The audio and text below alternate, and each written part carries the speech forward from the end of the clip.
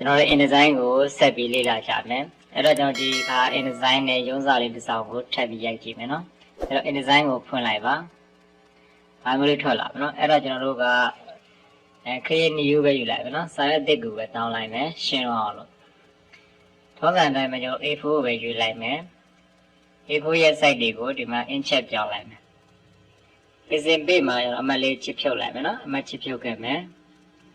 Being your big one, how we die at a dine time, me. Imagine ma, lean it chip your line, me. Don't mind your one loud talent. One. Then my let your 0.75 ဟုတ်နော်အောက်ခြေနဲ့ညာဘက်ကတော့တိုင်းမဲ့ထားလိုက်မယ်ဟုတ်ပြီနော် left right ဒီနေရာမှာကျွန်တော် left တွေ right တွေမပေါ်ဆိုဒီ pixel လေးထားမယ်ဆိုရင် inside outside တွေပေါ့နော်ဒါလေးဖြုတ်ခဲ့မှာ left right ဆိုတာပေါ်လိမ့်မယ် okay ပြီးရင် create ဆိုတာနေလိုက်ပါ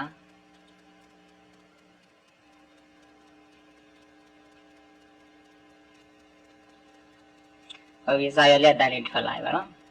ဒါလေးကိုကျွန်တော်မြင်ကွင်းလေးချက်လိုက်မယ် control ရယ် select ရယ်ပေါ့နော်ဒီ space bar လေးကိုင်ပြီးအောက်ဆွဲချမယ်ဟုတ်ကဲ့နော်လိုတလောက်လေးပေါ့ဆိုရတော့လိုတလောက်လေးဆွဲချပြီပေါ့နော်စာရေးမယ်ဆိုကျွန်တော်ဒီမှာတိုက်တူးပေါ့နော်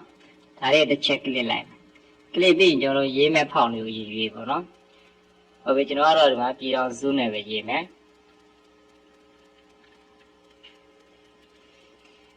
ပြည်အောင်စုမှာကျွန်တော်ဒီမှာပြည်အောင်စုဘုတ် regular ကိုရေးလိုက်မယ်နော်ပြီးရင်ဒီမှာဖောင်းဆိုင်ကိုတစ်ချက်ချိန်လိုက်မယ်ဖောင်းဆိုင်ကို73လောက်ထားလိုက်ပြီးရင် enter ကောက်ဟုတ်ပြီဒီတခါကျွန်တော် alignment ကိုတစ်ခါတည်းကိုချိန်ပြီးတော့ရေးမယ်ပေါ့နော်ပြီးမှလိုက်မပြောင်းတော့ဘူးပေါ့နော်တစ်ခါတည်းချိန်ပြီးတော့ကျန်တိုင်းရေးသွားမယ်အဲ့တော့ align ကိုကျွန်တော်က center မှာထားလိုက်စင်နာထားမယ်ဟုတ်ပြီအဲ့ဒါစာစရေးမယ်ဆိုရင်ဒါကိုရေးမယ်စာရွက်ကိုရှိသလောက်ကို frame လေးတစ်ခုဆွဲလိုက်ဒီတန်းလေးပေါ့နော်ဒါဆိုရင်အလဲကနေစာစရိုက်တဲ့အခါမှာထွက်သွားမှာပေါ့နော်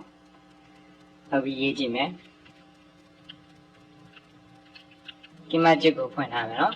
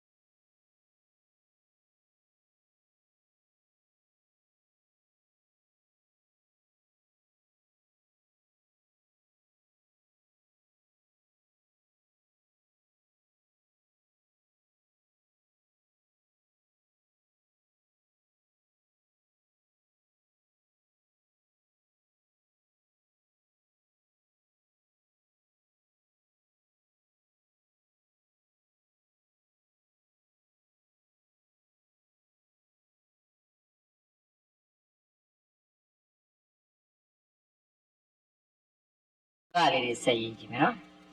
အဲ့ဒါလေးခောက်လိုက်မယ်နောက်တစ်ချက်ပေါ့နော်3ချက်လောက်ခောက်လိုက်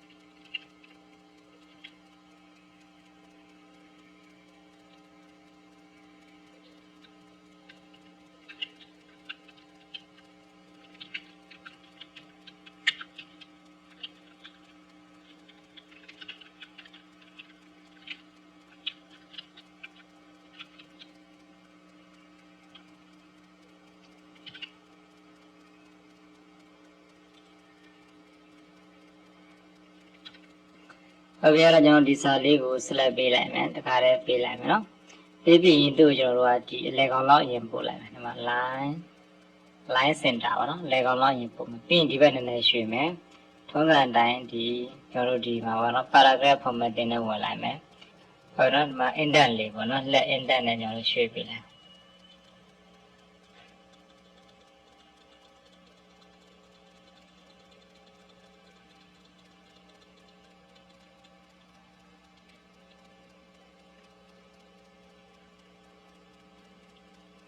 ဟုတ်ပြီအဲ့တော့စာလေးကတော့ပြီးသွားပြီပြီးတဲ့အခါမှာကျွန်တော်ဒါလေးကိုမြင်ကွင်းလေးပြန်ခြုံလိုက်မယ်ဒီမှာကျွန်တော်ဒီမြင်ကွင်းလေးနဲ့ခြုံလို့ရအဲ့တော့မှ85လောက်ထားခြင်းပဲတိုင်းလေးပါနော်โอเคပြီးအားလုံးကိုကျွန်တော် select ပေးလိုက်ပြီဆိုအားလုံး select ပေးလိုက်မယ်နည်းနည်းချက်အဲ့ဒါစာလေးနည်းနည်းချက်ပေးလိုက်မယ်ဒီမှာ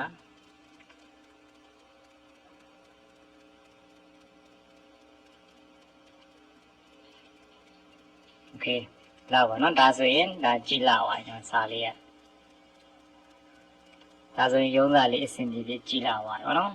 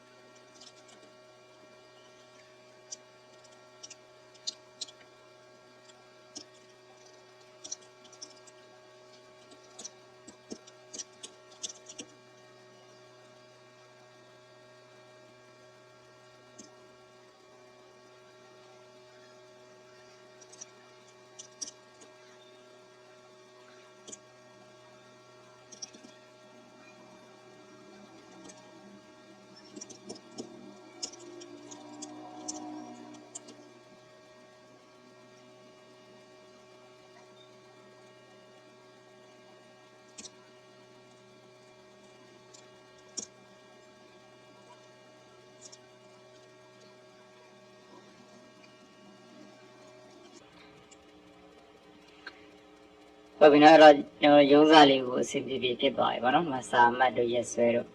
ဒါကိုကျွန်တော်တို့စင်တာမှာထားပြီးရေးတယ်ဒါလေးကိုကျွန်တော်တို့ကဘယ်ဘက်မှာထားလဲဆိုဒီမှာညာဘက်မှာထားပြီးရေးတယ်ဗောနော်ဒီကောင်လေးဆိုရင်ကျွန်တော်တို့ကဒီဘက်ပိုင်းနေကျွန်တော်တို့ကဒီမှာဘယ်ဘက်မှာထားပြီးရေးတယ်နော်သူနဲ့သူရဲ့ကွာခြားချက်ကိုကျွန်တော် keyboard ကတက်ကီးလေးကိုနှိပ်ပြီးတော့သွားတယ်ဒါရဲ့မခက်တော့ဘူးနော်အကြောင်းအရာရေးမယ်ပြီးဒီနေရာမှာ keyboard ကတက်ကီးလေးနဲ့တုံးရေးမယ်ဟုတ်ပြီဒီဘက်ကိုအညီဖြစ်ဖို့ရေးကျွန်တော်တို့ကတလုံးတစ်လုံးလောက်ရေးပြီးပါရဲ့ justify ကိုထားလိုက်မယ်ဟုတ်ပြီအဲ့ဒါမှကျွန်တော်ဒီစာများများရေးတဲ့အခါမှာကျွန်တော် justify ထားလိုက်ရင်ဒီဘက်မှာလည်းအဆင်ပြေညီသွားပြီပေါ့နော်တခုရှိတာဒါဒီလိုစာများများရေးတဲ့အခါမှာကျွန်တော် under ကိုမခောက်ပါနဲ့နော် under ကိုမခောက်နဲ့ဒီတစ်ကြောင်းနဲ့တစ်ကြောင်းမှာ space လေးတွေပေါ့နော်နှစ်ချက်သုံးချက်လောက်ပါအောင်ထားပြီးတော့ space bar လေးတွေပုတ်ပုတ်ပေါ့နော်ဒီလိုကွက်လက်လွတ်လေးအဲ့ဒါဆိုရင်သူကတော့အဆင်ပြေကြသွားလိမ့်ဟုတ်ပြီနော်ဒါလည်းမခက်တော့နော်ညွှန်ကြားရေးမှူးချုပ်ကိုစားတွေပါတယ်ကြောလဲဒါအန်တာလေးတစ်ချက်နှစ်ချက်လောက်ချလိုက်ချပြီးရေးပြီးသူ့အလဲပို့လိုက်ပို့ပြီးသူ့ကိုကျွန်တော်တို့ကဒီမှာဟွာပေါ့နော် index လေးသုံးပေးပေါ့ကျွန်တော်ဒီဘက်မှာparagraph formatting ဘက်မှာပေါ့နော်ဒီမှာ index လေးပေါ့လက် index ဒါလေးကိုသုံးမိလိုက်ဒီဘက်ရောက်သွားတယ်โอเคနော်အဲ့တော့ကျွန်တော်ဒီစာရဲ့အကျဲထူတွေကို select ပေးပြီးညို့ဘာသုံးမလဲဆိုဒီကောင်လေးသုံးပေးရတာဒီမှာလေသူက line leading လေးသုံးပေးပေါ့နော်ဒီအကြောင်းစာလေးရဲ့တစ်ခုနှစ်ခုကတ်နေတဲ့အထည်ပေါ့နော်โอเคဒါဆိုဒီသင်ခန်းစာကိုနားလည်မယ်ထင်ပါတော့မခက်ပါဘူးဒီသင်ခန်းစာကိုလေ့ကျင့်ကြည့်ပါနော်အားလုံးအဆင်ပြေပါစေ